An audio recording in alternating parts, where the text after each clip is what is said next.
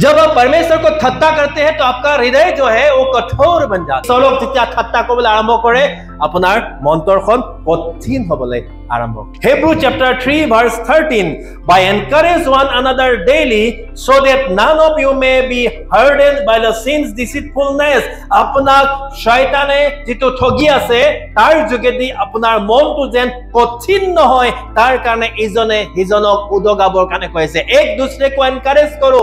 आज मैं इस वचन के द्वारा आपको एनकरेज कर रहा हूं कि आप अगर पाप में जीवन बिता रहे हैं, अगर आप परमेश्वर को ठट्टा कर रहे हैं तो उससे रिपेंट हो जाइए। क्योंकि आप बाइबल में देखिएगा फराओ एक्सोडस चैप्टर 7 तो लेके एक्सोडस चैप्टर 12 तक आप पढ़िएगा, उसमें आप देखिएगा जब परमेश्वर ने मोसेस को भेजा इस्राएल लोगों को लेके आओ, लेकिन फराओ ने अपना हृदय को कठिन किया।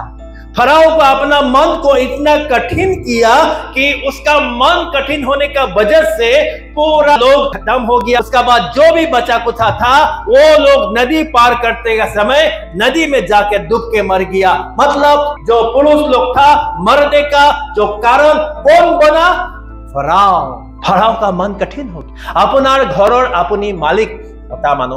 আপুনি যদি মন কঠিন কৰি আছে, এতিয়াও যদি প্ৰাৰ্থনা নকৰে, এতিয়াও যদি বাইবেল নপঢ়ে, এতিয়াও যদি গিৰ্জা নাযায়, এতিয়াও যদি ঈশ্বৰৰ বাক্য পালন নকৰে, তেতিয়ালে আপোনাৰ এই কাৰ্যৰ যোগেদি গোটেই পৰিয়ালটোৱে পানিশমেন্ট পাব। তেতিয়া আপুনি নকব কেলে মোৰ ঘৰত এনেকুৱা হ'ল, কেলে মোৰ এনেকুৱা হ'ল, আপুনি নকব, কব নোৱাৰিব। কেলে ফাৰাও কাৰ্যৰ যোগেদি গোটেই ইজিপ্তৰ মানুহবিলাকে মৰি গ'ল।